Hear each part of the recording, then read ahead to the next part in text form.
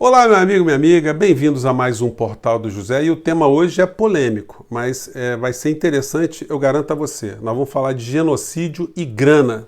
O que tem uma coisa a ver com a outra, né?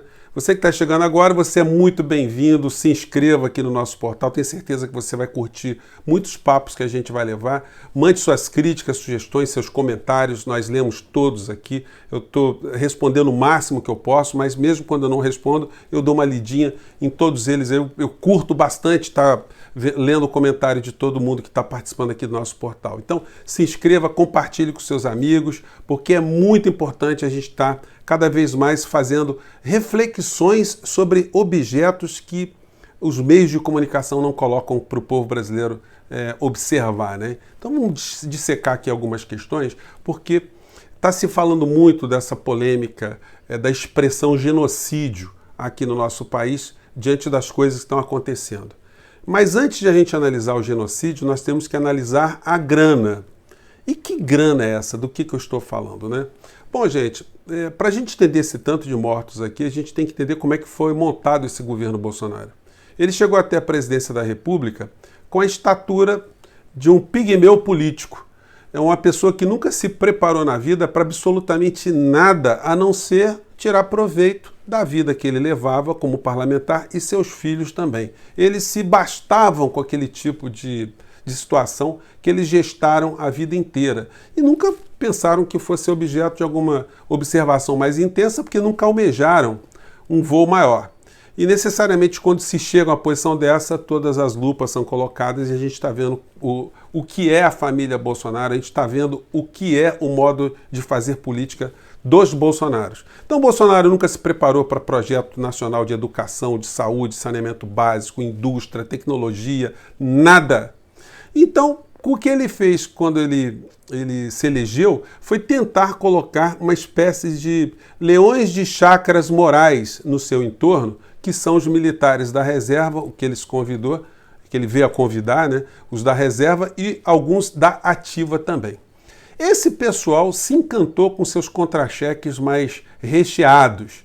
Tem militar nesse governo, ou militar da reserva, vamos dizer assim, que está ganhando R$70 mil por mês, por conta dos jetons, das comissões, dos encargos que são oferecidos, das situações ali que são as vantagens, e eles estão curtindo muito esse momento em que, pese o Brasil está vivendo uma crise econômica devastadora para a maior parte do povo brasileiro, inclusive para os 40 milhões de invisíveis de Paulo Guedes, né, que ele não sabia que existia. Então esse pessoal foi cooptado. A gente não pode dizer que eles foram cooptados por um projeto ideológico, porque o Bolsonaro não tem projeto algum. O projeto, se você perguntar para ele alguma missão na área da ciência, tecnologia, educação, ele não sabe nada. E todo mundo sabe que ele não sabe absolutamente nada. E ele assume que não sabe. Principalmente na área da economia, que ele entregou para uma pessoa que ele não conhecia, mas é uma pessoa do grande mercado, e aí ficou a união perfeita. Ele se blinda dentro da sua mediocridade com os leões de chácaras do sistema militar brasileiro, de sistemas não confessáveis também, e a área econômica vai entregando o nosso país de uma forma acelerada e cooptando também os militares que estão fora do governo, conforme foi a reforma da Previdência, que privilegiou os militares com vencimentos superiores aos vencimentos que recebem os militares da reserva dos Estados Unidos da América, que estão toda hora envolvidas em algum tipo de guerra, né? O orçamento das Forças Armadas aqui no Brasil, ela tem uma parte ínfima para a parte de logística, a parte operacional. A grande parte do que é utilizado do orçamento para as Forças Armadas é para pagar salário dessa gente toda, pagar os proventos dessa gente toda, né? Então, Bolsonaro cooptou essa turma e agora a gente percebe que eles estão muito incomodados com o desastre que está sendo o governo Bolsonaro. Alguns começam a perceber que esse salário mais gordinho que eles estão recebendo vai custar caro para suas reputações e as suas histórias dentro desse governo. E estão se incomodando com coisas absolutamente medíocres, como é o caso agora de estarem interpelando o ministro Gilmar Mendes por conta de ter utilizado a expressão genocídio para classificar o que está acontecendo aqui no Brasil. É um troço tão mesquinho, é um troço tão desarrazoado, que mostra também que os ministros das nossas forças militares, os comandantes das nossas forças militares, no seu mais alto grau, não passariam numa prova do Enem. Porque se eles interpretassem o que o ministro Gilmar Mendes disse, interpretasse corretamente, eles teriam que aplaudir de pé o ministro, porque o ministro fez um discurso de advertência dessa cooptação que as Forças Armadas estão sofrendo na mão de um pigmeu político que é o presidente da República. Isso vai custar muito caro, está custando muito caro para vidas de pessoas aqui no nosso país. Então a gente não pode deixar de jogar foco em cima dessa questão, porque qual é a importância para as vítimas e para as famílias das vítimas se o que está acontecendo no Brasil é um genocídio, ou é um homicídio, ou é um mulhericídio, é um indiocídio, é alguma coisa sídio que está acontecendo nesse momento no nosso país? Qual a diferença que tem para essas pessoas? Não tem diferença nenhuma. E o que está acontecendo no Brasil poderia ser evitado? O governante brasileiro, ele tinha consciência desse quadro, dessa situação? Ele tinha, porque outros governantes também tiveram e tomaram atitudes que vieram a salvar centenas de milhares de vidas. E aqui no nosso país, a gente tem simplesmente um governo negacionista. Primeiro, o presidente diz que não era uma pandemia, era uma gripezinha. Se você perguntar para o ministro do Meio Ambiente, ele vai dizer que não está tendo devastação, não está tendo derrubada de árvores, são apenas uns gravetinhos, alguns milhares de hectares que estão desaparecendo. Se você pergunta para o Guedes, ele vai dizer que não tem queimadas, porque a gente está cuidando muito bem das nossas florestas.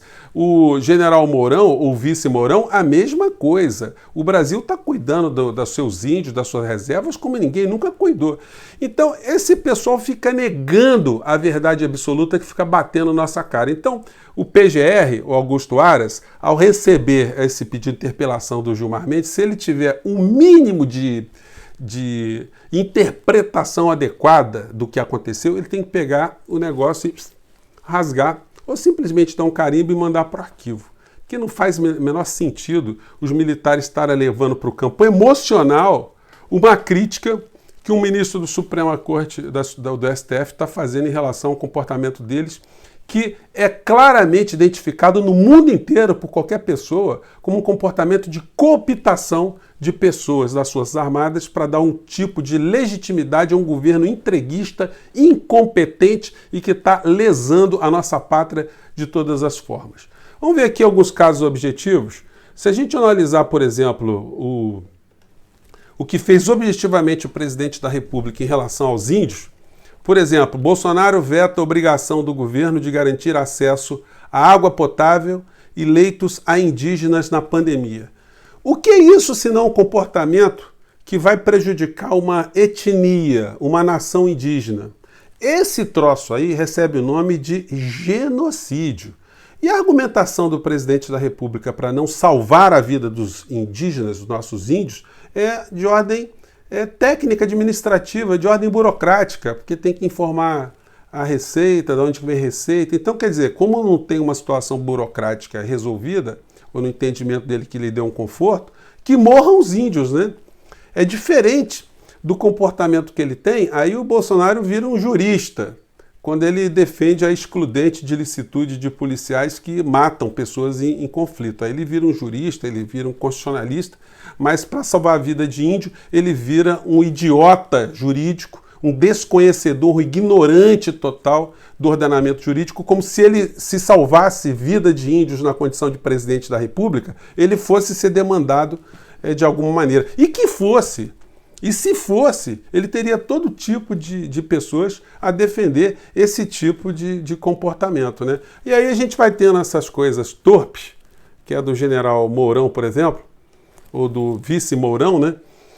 Que meio que coagiu o Gilmar Mendes a pedir desculpas. Gilmar Mendes não pediu desculpas e ainda reforçou aquilo que está dizendo, que no Brasil está tendo um mundaréu de gente morta. E qual a dificuldade aí de aceitar-se que no Brasil está tendo um genocídio? Como eu disse a vocês, qual a diferença que tem disso, né, para as vítimas?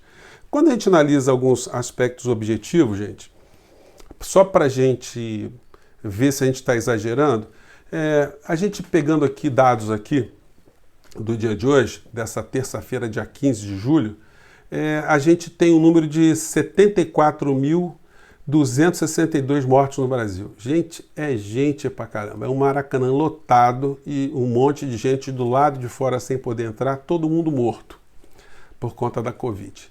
Na Argentina, para a gente ter um parâmetro, né, são 1.910 mortos no mesmo período. Eu pergunto a vocês, a notícia chegou atrasada no Brasil, que teríamos uma pandemia, ou chegou no mesmo tempo, ou ao mesmo tempo que chegou na Argentina? E por que a Argentina, que é um país que tem uma população apenas 4,5 vezes menor do que a população do Brasil, tem um número infinitamente menor de vítimas do que tem o Brasil? Se a Argentina fosse o Brasil, em tamanho em número da população, e se na Argentina eles tivessem adotado o modelo que eles adotaram com a população que tem o Brasil, hoje eles teriam 8.590 mortos, ou seja, 4,5 vezes mais o número de 1.910 mortos. Isso faz com que, equalizando esse número ao Brasil, a gente tem aqui no Brasil um desperdício, ou o número de mortes que poderiam ter sido evitadas, que corresponde a 65.672 pessoas. Gente, quando eu estava mexendo com essa aritmética aqui, né, de repente me deu um choque, assim, me deu um soco assim, na alma, né? Eu percebi que eu estava fazendo conta aqui, que cada algarismo desse é uma pessoa que morreu. E aí me deu uma angústia muito grande, né? Eu me lembrei daquele filme A Lista de Schindler, né? Que tem um momento lá que tem uma cena. Isso aqui é um trailer do filme, tá, gente? A gente, por questão de direito autoral, a gente não pode passar, enfim. Mas eu quero colocar aqui, são alguns segundinhos, só para ilustrar aqui o que tem a ver esse assunto que a gente está falando, né? Grana, genocídio. Vamos lá.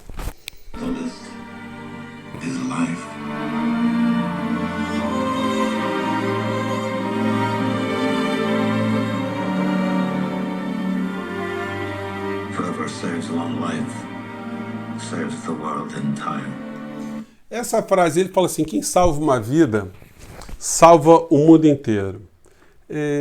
E aí, gente, foi esse exercício que eu fiz aqui, muito, muito inesperado para mim, né? É que a gente se projeta para essa criatura que foi Oskar Schindler na Segunda Guerra Mundial, que tinha uma fábrica, e essa lista era a lista de pessoas que ele estava salvando, né? E quando ele não conseguia acrescentar mais um nome ali, para ele era um sofrimento muito grande, era uma vida a mais que ele não estava conseguindo salvar. Como era preciosa cada uma daquelas vidas ali que estava se tentando lutar por ela, né? Aí a gente tem uma situação absolutamente avessa aqui no Brasil. Se coloque, gente, na ideia, na pele de alguém que está gerenciando um governo e alguém chega para você, um auxiliar, e fala assim, olha, hoje morreram 1.340 brasileiros e amanhã provavelmente vão morrer o mesmo tanto de brasileiros. Como é que você consegue dormir com uma informação dessa? E mais do que isso, como é que você fica absolutamente imobilizado? Você não faz absolutamente nada. Vamos lembrar, gente, que o governo do presidente, que eu não vou falar o nome de novo, né, para não dar muito azar aqui, né, esse governo, ele está sendo avisado desde lá de trás, ele não gastou nenhum centavo com propaganda para orientar as pessoas, ele não fez nenhum movimento para reforçar que o isolamento era um remédio, era uma forma de enfrentar, que a quarentena era uma coisa importante para ser feita, a disseminação de máscaras, o comportamento de lavar as mãos. O governo não gastou um centavo e o presidente da República não deu um exemplo. Ao contrário, o que ele pôde fazer para dizer que essas atitudes orientadas pela Organização Mundial da Saúde deveriam ter feito, tudo o que ele pôde fazer para desmobilizar, ele fez. Ele fez tudo ao contrário. E o resultado é que nós temos o segundo maior número de mortos em todo o planeta. Isso não foi por acaso, gente. E quando você tem um governante que, de posse de informações, que pode salvar vidas, e essa pessoa nada faz, ela cruza os braços, ela ignora esse assunto, como se não fosse responsabilidade dela, como é que a gente dá um nome para esse ato dessa pessoa, senão um ato de genocídio. Vocês acham que é só o ministro Gilmar Mendes que está usando essa expressão, que a expressão genocídio não está sendo usada no mundo inteiro para classificar esse comportamento do presidente brasileiro?